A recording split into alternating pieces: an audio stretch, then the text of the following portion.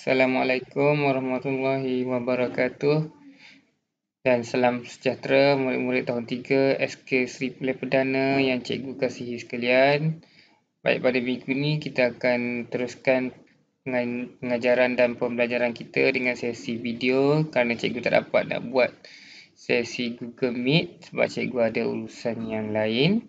Okey, namun awak dengar video yang cikgu akan bentangkan pada hari ini dan awak siapkan tugasan yang cikgu akan berikan pada akhir video nanti.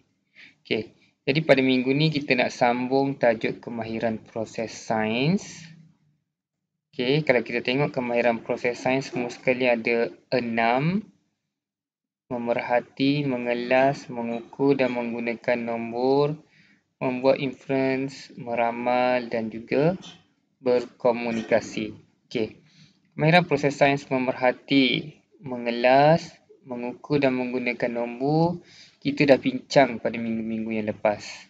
Jadi pada minggu ni kita nak bincangkan tajuk baru, kemahiran proses sains membuat inference. Okey.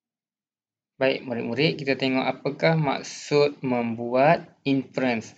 Okey, membuat inference ni kalau dalam erti kata mudah, dalam erti kata yang senang untuk awak faham, awak ingat inference bermaksud memberikan sebab. Okey, membuat inference maksudnya kita memberikan sebab ataupun kalau dalam istilah sains kita katakan sebagai menyatakan kesimpulan awal yang munasabah untuk menerangkan sesuatu pemerhatian. Okey, menyatakan kesimpulan awal yang munasabah untuk menerangkan sesuatu pemerhatian. Okey, kalau cikgu bagi contoh. Okey, apakah pemerhatian yang kita boleh tengok pada gambar ni?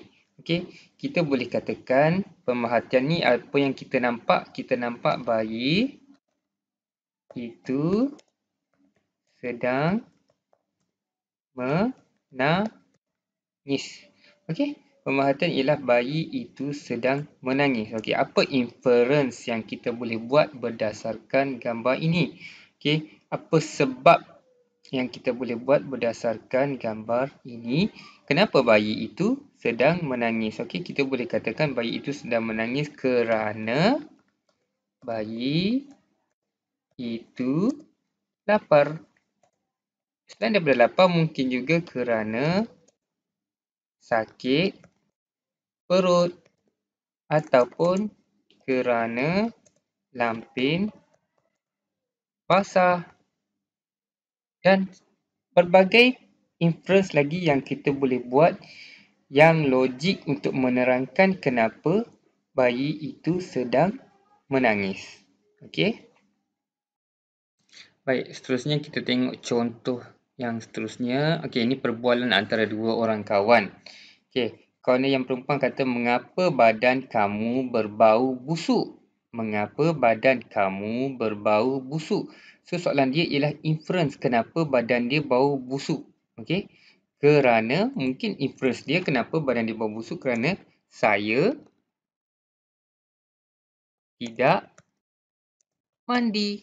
Okey, kerana saya tidak mandi. Dia cakap badan dia bau busuk sebab apa? Sebab saya tidak mandi. Jadi membuat inference ni ialah kita memberikan sebab. Baik, contoh seterusnya. Mengapakah kamu dimarahi oleh cikgu? Okey, berbagai inference kita boleh buat kenapa dia dimarahi oleh cikgu ataupun kita boleh bagi berbagai sebab kenapa dia dimarahi oleh cikgu. Antaranya dia kata kerana mungkin saya tidak menyiapkan kerja sekolah. Okey, ataupun mungkin saya membuat bising di dalam kelas ataupun saya tidak masuk ke dalam kelas cikgu. Okey, dan pelbagai lagi inference yang kita boleh buat untuk menerangkan kenapa dia dimarahi oleh cikgu. Baik, tengok pula contoh yang seterusnya. Okey, mengapakah semalam kamu tidak hadir ke sekolah? Okey, apa inference yang kita boleh buat berdasarkan pernyataan ini? Tidak hadir ke sekolah. Maksudnya apa sebab dia tidak hadir ke sekolah? pelbagai inference boleh dibuat untuk menerangkan dia tidak hadir ke sekolah. Okey, tidak ada jawapan yang salah. Okey, mungkin kita boleh katakan kerana saya sakit. Okey, selain daripada sakit, apa lagi?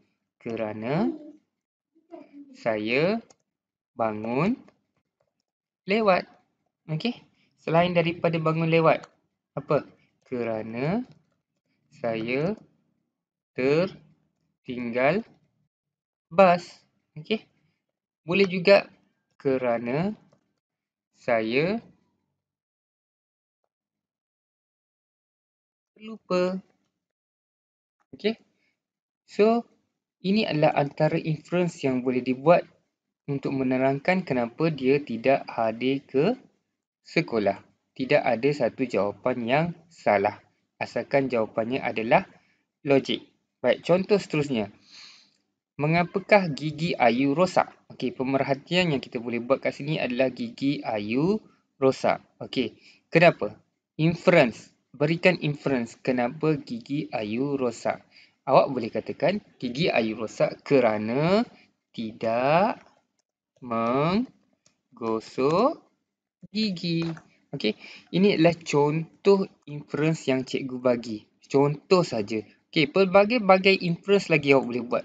Selain daripada dia tidak menggosok gigi, mungkin dia suka makan gula. Okey?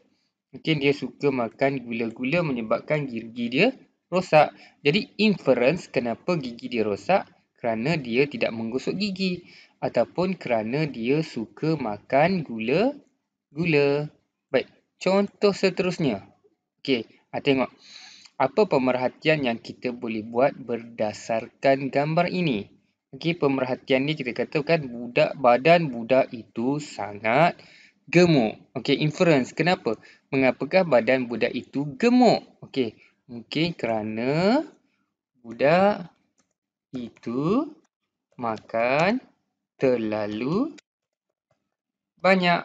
Okey, inference yang kita boleh buat ataupun alasan sebab yang kita boleh buat kenapa budak itu gemuk ialah kerana dia makan terlalu banyak. Selain daripada makan terlalu banyak, mungkin juga kita boleh katakan dia suka makan makanan yang tidak berkhasiat, okey, ataupun dia tidak aktif. Okey, dia tidak aktif juga boleh menyebabkan badan dia menjadi terlalu gemuk. Baik, contoh seterusnya. Ini yang berkaitan dengan contoh dalam pelajaran sains lah yang selalu ditanya dalam peperiksaan. Mengapakah pokok ini kelihatan hijau dan segar? Berikan satu inference. Okey, kenapa pokok ini kelihatan hijau dan segar? Okey, berikan satu inference. Maksudnya dia nak satu sebab. Kenapa? Kenapa pokok ni cantik, hijau, daun dia segar, banyak, buah dia banyak.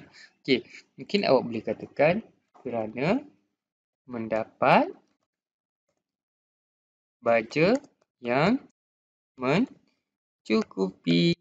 Okey, ataupun selain daripada mendapat baja yang mencukupi, boleh jadi juga dia mendapat air yang mencukupi ataupun dia mendapat nutrien yang mencukupi ataupun dia mendapat cahaya matahari yang mencukupi. Okey.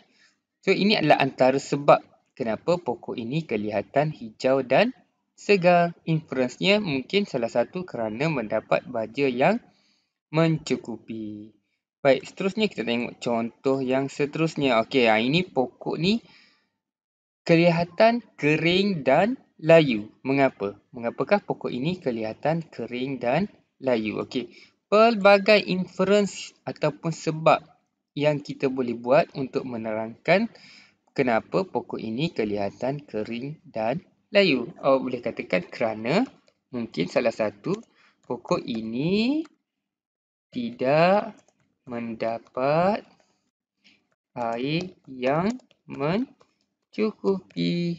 Okey, jadi bila dia tidak mendapat air yang mencukupi, maka dia akan kering dan juga layu. Okey, dia tak dapat air yang cukup, maka dia akan kering dan juga dia akan layu. Jadi itu inference yang kita boleh buat. Okey, itu inference yang kita boleh buat. Baik, contoh seterusnya. Mengapakah kaki Akmal berdarah? Pelbagai-bagai inference, pelbagai-bagai sebab awak boleh buat untuk menerangkan kenapa kaki Akmal berdarah. Antaranya, awak boleh mungkin katakan kerana Akmal jatuh daripada basikal. Okey, mungkin awak boleh katakan kerana Akmal jatuh daripada basikal. Okey, selain daripada jatuh daripada basikal, apa lagi inference? Apa lagi sebab yang kita boleh katakan kenapa kakinya berdarah? Okey, mungkin juga kerana dia terkena kaca. Okey, ataupun mungkin kemalangan motosikal. Ataupun mungkin dia jatuh semasa bermain bola sepak. Itu semua alasan ataupun sebab adalah kita panggil sebagai inference. Okey, adalah kita panggil sebagai inference. Okey, baik. Itu saja cikgu terangkan kepada awak berkenaan dengan tajuk membuat inference. Senang cerita, awak ingat membuat inference maksudnya dia memberikan sebab. Kita memberikan sebab. Kenapa? Sebab kita lapar, sebab kita tidak makan. Kenapa mata kita merah? Kita tak cukup tidur. Itu inference. Okey, kerana itu ialah inference. Okey, baik, tugasan awak pada minggu ini.